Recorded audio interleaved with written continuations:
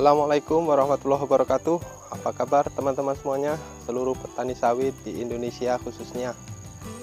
Semoga hari ini teman-teman diberi kesehatan, keselamatan, kemudahan rezeki, dan yang baik-baik lainnya pokoknya.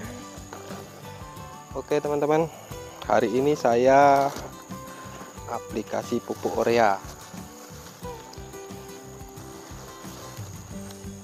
Ada beberapa hal yang harus diperhatikan dalam aplikasi pupuk ini,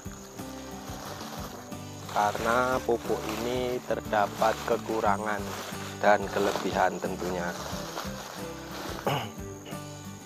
Pupuk urea ini mengandung 46% nitrogen.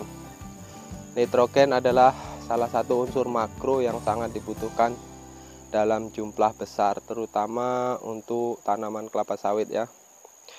Jadi angka 46% ini sangat besar sekali, dan ini sangat cocok untuk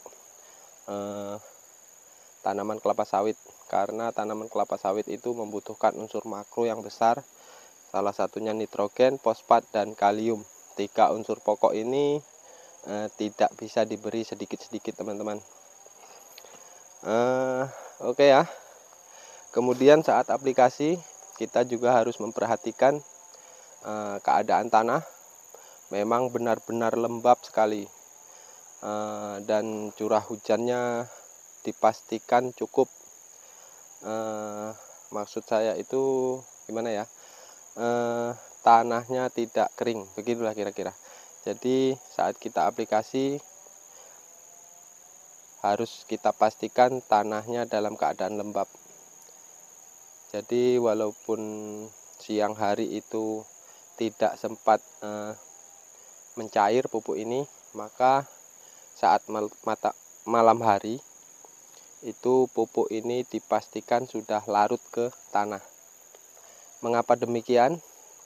Karena pupuk urea ini mengandung amonia. Jadi amonia ini sifatnya itu gas teman-teman.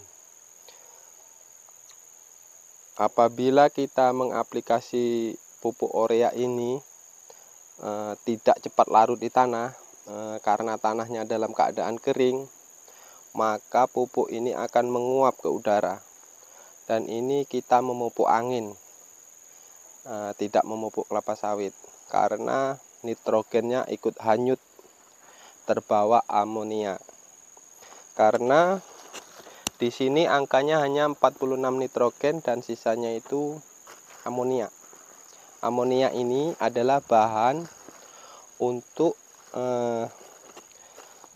membuat nitrogen itu menjadi kristal-kristal putih seperti ini. Karena nitrogen ini bentuknya juga gas teman-teman.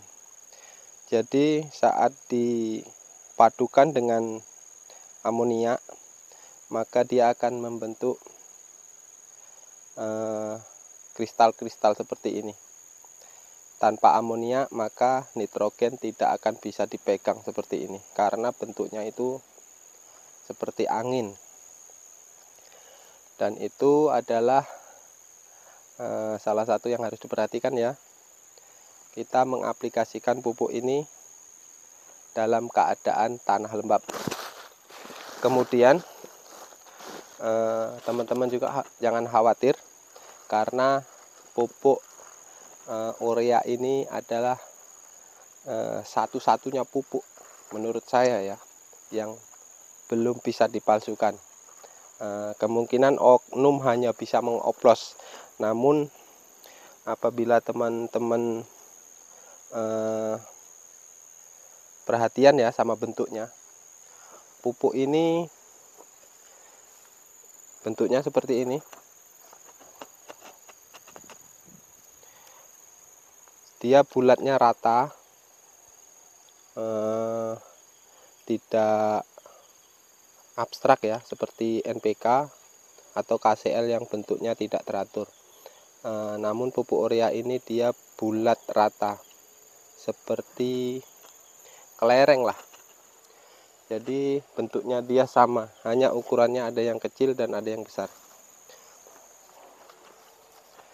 Jadi untuk kualitas jangan diragukan, karena pupuk urea ini sampai hari ini masih aman. Belum ada yang bisa memalsukan. Kalau dioplos kemungkinan mungkin bisa, tapi apabila kita perhatian maka kita akan cepat mengetahuinya. Kemudian pupuk ini juga mudah dikenali, karena apabila kita letakkan di air, maka dalam hitungan 1, 2, 3, mungkin tidak sampai 10, pupuk ini langsung jadi air. Dan inilah yang menjadi kesulitan bagi oknum-oknum untuk memalsukan pupuk ini.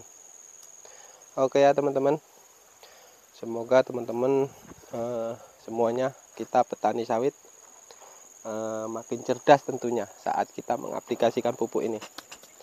Jangan gunakan pupuk ini dalam jumlah berlebih, karena ini apabila kita aplikasikan dalam jumlah yang sangat banyak, maka batang sawit kita pun rusak, pelepahnya akan patah-patah, terutama lidi-lidinya itu. Apabila terkena angin, pelepahnya juga bisa langsung hancur, patah memata. Gunakanlah pupuk ini sesuai kebutuhan.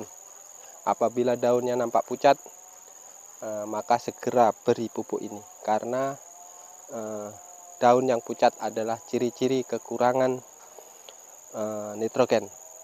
Oke ya teman-teman semuanya, semoga hari-hari berikutnya kita semua senantiasa diberi kemudahan tentunya. Saya kira cukup sekian. Saya mengucapkan terima kasih. Saya doakan semoga yang sudah subscribe, yang sudah nonton, diberi kemudahan rezekinya dan diberi kemudahan segala urusannya. Assalamualaikum warahmatullahi wabarakatuh.